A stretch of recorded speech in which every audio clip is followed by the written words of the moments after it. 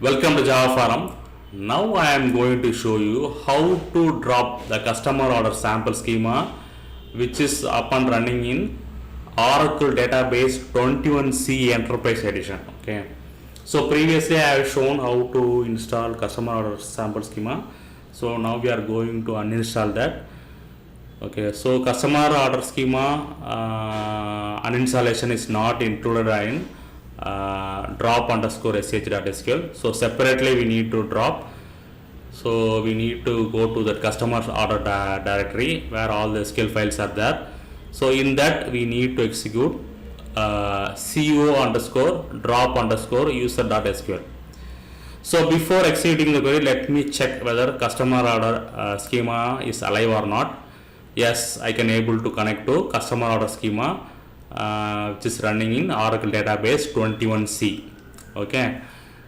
So now let me open the sqlplus. I am going to log in to the orclpdb, that is orclpdb pluggable database account directly as sysdba.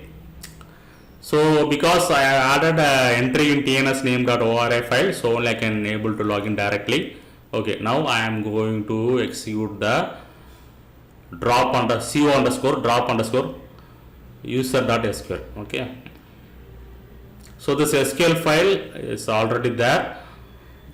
So now I am going to execute co underscore drop underscore user.sql. So this will drop the customer order schema.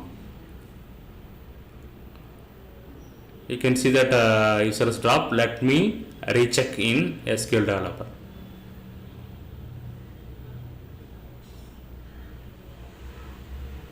Yes, I am unable to log in, which means that customer order schema is successfully dropped.